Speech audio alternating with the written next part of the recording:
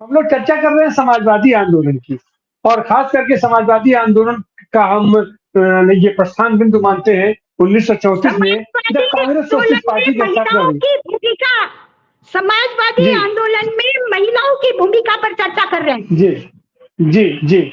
और उसको उसका प्रस्थान बिंदु हम मानते हैं जब 1934 में कांग्रेस सोशलिस्ट पार्टी की स्थापना हुई।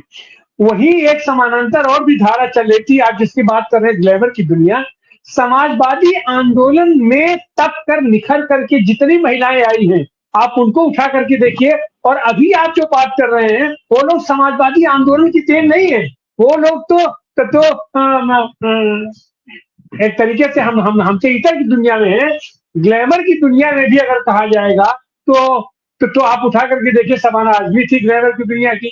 शबाना आजमी का आप रोल देखिए और लोगों का आप रोल देखिए। तो फिल्मों में भी और खास करके ग्लैमर की दुनिया में जो काम उषा मेहता ने किया उस समय आकाशवाणी की स्थापना करना, तो वह कहीं न कहीं से वो हमारे समाजवादी आंदोलन की देन थी, समाजवादी आंदोलन की वो थी। और उस समय का अगर आप वो ग्लैमर उठा करके देखिए तो अरुणा आसफ अली का जो ग्लैमर था, या आपने कमला चट्टोपाध्याय का जो ग्लैमर था, उसके आगे आज के लोग क्या हैं? आज के लोग कहीं कुछ नहीं है। आज के लोग शिक्षा के नाम पर शून्य। इन लोगों को जबरदस्ती प्रस्थापित कर दिया जा रहा है, थोप दिया जा रहा है महिला प्रतिनिधित्व के नाम पर।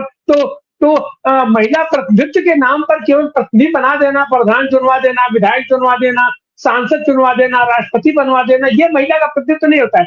हमारी जो अपनी चिंता है कि समाजवादी आंदोलन में को समान रूप से भागीदारी थी, संघर्षों में उनकी भूमिका थी, संघर्षों में उनकी सहभागिता होती थी और संघर्षों से तक करके वो समाज में वो ऐसा आराम करने के लिए नहीं आती थी। आज ये जिन महिलाओं को लाया जाता है ग्लैमर से, वो ऐसा आराम के लिए उनको लाया जा रहा है।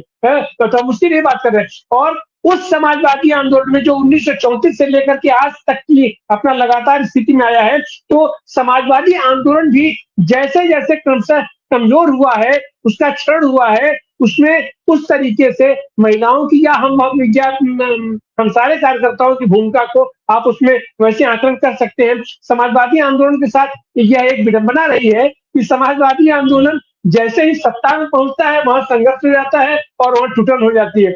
जब हम सत्ता से बाहर रहते हैं, समाजवादी आंदोलन का पूरा इतिहास उठा करके देखिए कि हमारा संघर्षों का जब हम सत्ता से बाहर रहते हैं तब तो हम संघर्ष करते हैं, तब हम एकजुटता की बात करते हैं। लेकिन हम जैसे ही सत्ता के अपना करीब पहुंचते, सत्ता पहुंचते हैं, हमारा चरित्र एकदम से बदल जाता है। और सत्ता का संचालन जिस तरीके से सत्ता का उपयोग करके हम अपने वैचारिकी को, हम अपने समता मूल्य समाज को, हम अपनी समाजवादी व्यवस्था को लागू कर सकते हैं। और स्त्री पुरुष की समानता हो, चाहे ये रंग विभेद का मामला हो, ये अपना जाति विभेद का मामला हो, हम उसमें उस तरीके से हम उसको नहीं कर पाते हैं। फल ये होता है कि हमारा समाजवादी आंदोलन जैसे जैसे कमजोर होता है, वैसे वैसे हमारे महिला प्रतिनिधि, हमारे देखिए महिलाओं को भी हम उसको पीछे छोड़ते जाते हैं। और आज भी समाजवादी दर्शन के तहत जितनी भी महिलाएं पहले भी थी, अपना सदन हुआ करती थी, आप उनका काम दे। और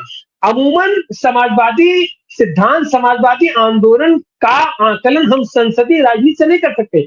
समाजवादी आंदोलन तो संघर्षों की राजनीति रही है, ये संघर्षों का आंदोलन रहा है। आप संघर्षों में आप उठा करके देखिए, जितने भी लोग हैं, अपना प्रमिला ताई का भी जिक्र हुआ है, उषा मेहता का भी जिक्र हुआ है, या आज की तारीख में मेधा पाटेकर की है, आज की तारीख में अभी एस.एल. गुप्ते नहीं आई है, अभी आज की तारीख में ये अपनी ये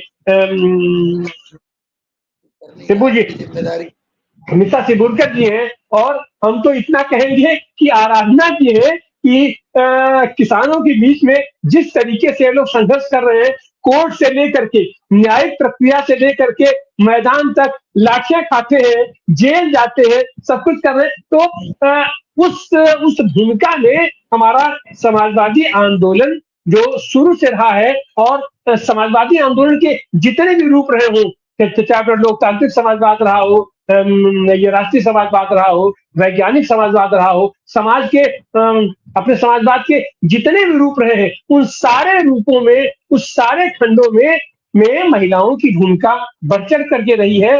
हाँ, इतना है कि आज की तारीख